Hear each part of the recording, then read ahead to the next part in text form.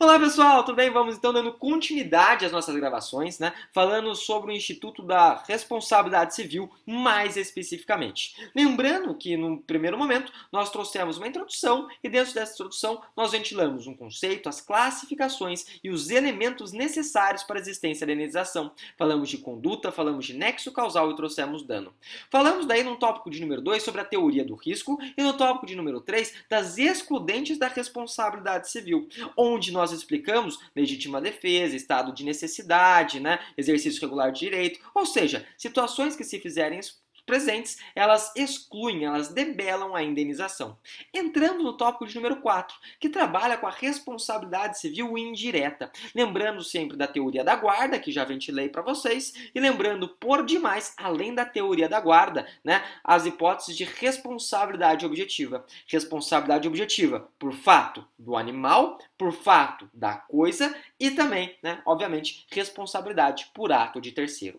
No bloco passado, eu terminei trazendo justamente aquela hipótese de um animal que adentra numa rodovia, né? De um animal, então, que ao entrar na rodovia gera um acidente. E eu perguntei, quem que será responsabilizado por esse acidente? E vocês me responderam, depende, a melhor resposta do direito. Depende se a gente está falando de uma rodovia federal, responsabilidade subjetiva do Estado, ou depende se nós estamos falando, né, de uma situação onde essa rodovia já foi privatizada, ou seja, há uma concessão de um serviço, né? Se houver essa concessão, responsabilidade objetiva em razão do CDC. De qualquer maneira, antes de eu falar da segunda hipótese de responsabilidade civil indireta, quero trazer outras indagações que surgem nos certames dos concursos públicos, que surgem, né, por demais nas provas de ordem dos advogados do Brasil e muitas vezes na prática. A primeira indagação, gente, é a seguinte, e tudo isso em virtude dessa minha última questão, ou seja, o acidente gerado pelo animal que entra na pista. A primeira indagação que eu faço nesse bloco é a seguinte. Eu vendi o meu carro, beleza, tinha um carro, um veículo automotor, todo fofes, né, todo paquetão, e daí eu vendi esse veículo para um indivíduo. Só que eu não fiz a mudança no órgão responsável. Qual que é o órgão responsável? É o Detran. E daí esse sujeito, novo proprietário, ele bate esse carro. O novo proprietário, ele vai lá e abalroa o carro, né? Plaf, gera um acidente. A pergunta que eu faço, quem será o responsável? Quem deverá arcar com eventual indenização? Gente, eu não arco, ainda que eu não tenha feito a mudança no Detran. Por que não? Porque esse é o entendimento do STJ, né? Quem estava, na verdade, com o veículo é o novo proprietário. Lembrando-se sempre que a mudança, né, de propriedade de bens móveis se faz pela tradição. Então, em outras palavras, se eu fiz a mudança pela tradição, não me responsabilizo. Quem se responsabiliza é o novo proprietário. Isso, inclusive, está talhado, cunhado na súmula 132 do STJ. Súmula 132 do STJ, trazendo então a responsabilidade civil única e exclusivamente para o novo proprietário do meu antigo carro. Beleza, beleza? Sussa, sussa. Vou então para uma segunda questão. Qual que é a segunda questão? A segunda questão é a seguinte, e é essa em verdade que despenca, é essa em verdade que cai, e que cai mais do que o Neymar, beleza? Qual que é a pergunta? É a seguinte, gente, eu emprestei o carro, e o sujeito que pegou meu carro, o comodatário então está utilizando o carro emprestado, ele bate. Eu pergunto, de quem é a responsabilidade? Muitas vezes a gente vai lembrar da teoria da guarda e vai pensar assim, olha, se quem estava com o carro emprestado, né, foi o sujeito que bateu, o comodatário, ele tinha o comando. Então, pela teoria da guarda, ele será o responsabilizado. Beleza, só que tem um detalhe.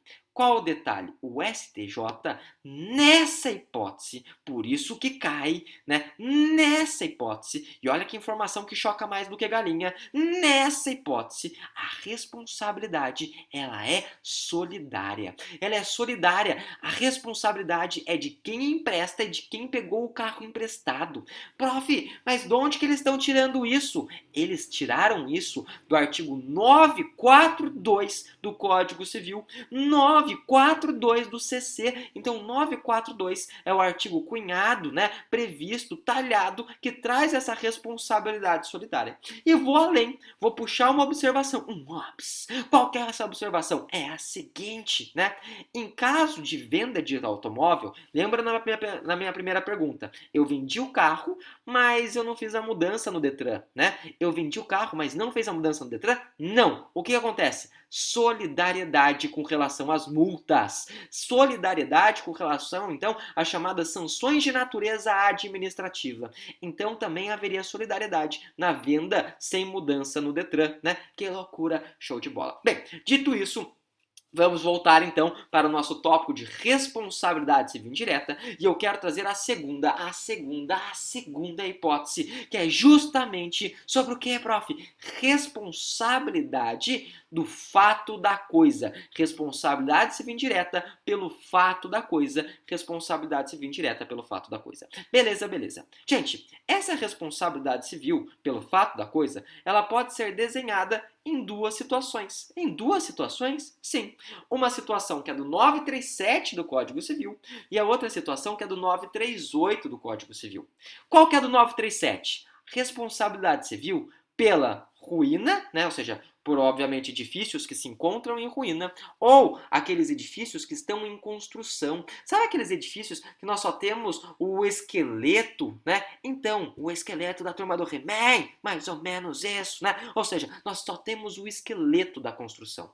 E daí? E daí que desse esqueleto da construção cai um tijolo, né? Cai algo lá do alto do andaime, na gravidade de 9,8, lembrando que o peso é igual massa vezes gravidade, né? Que loucura, prof, lições de física. E daí, esse tijolo quando cai, ele cai com tudo e detona um carro que se encontrava embaixo. De quem que é a responsabilidade? A responsabilidade ela é objetiva, porque toda responsabilidade civil indireta é objetiva, tudo bem. E ela vai ser de quem? Vai ser do dono, vai ser do proprietário daquele edifício que está em ruína, do proprietário também, por demais, daquele local que está em construção. E por que isso?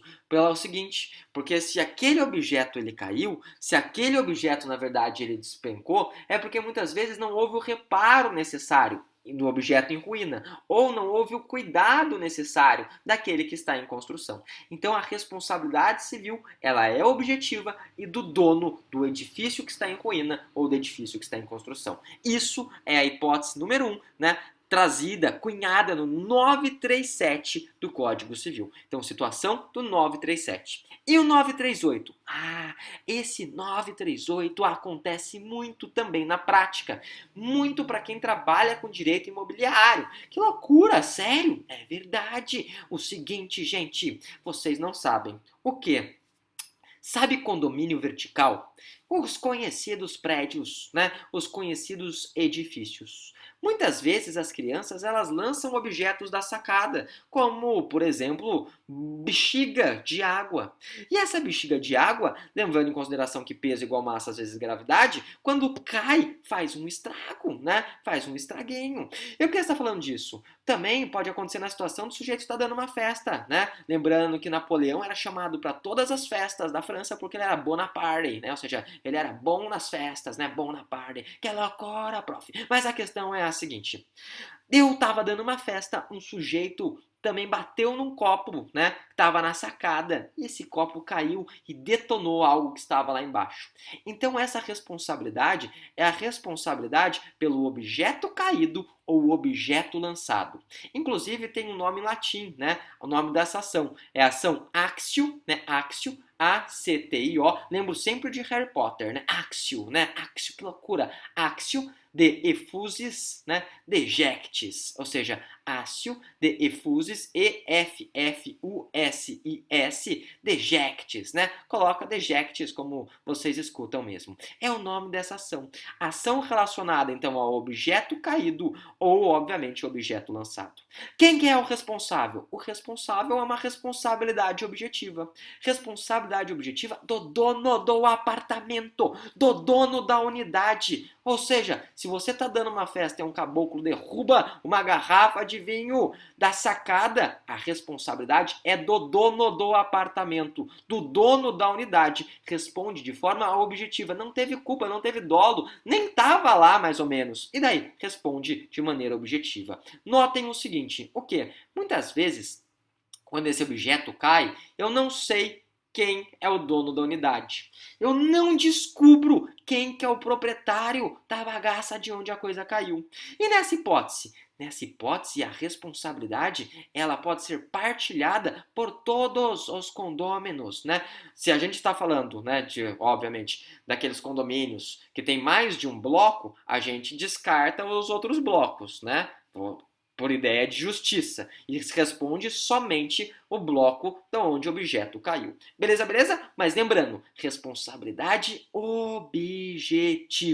Beleza, beleza? Isso está aí no artigo 938 do Código Civil. Dito isso, expliquei então para vocês as duas formas de responsabilidade civil indireta por fato da coisa. Responsabilidade civil indireta pelo fato da coisa. 937, edifício em construção ou em ruína, e 938, né, objeto lançado ou caído. Beleza, beleza? Dito isso, né, terminamos o tópico número 2 aqui dentro da responsabilidade civil indireta. E no próximo bloco nós adentraremos na responsabilidade civil indireta pelo fato de terceiro. Até lá, deixo para todos um forte abraço e excelentes estudos. Até mais, gente. Tchau, tchau.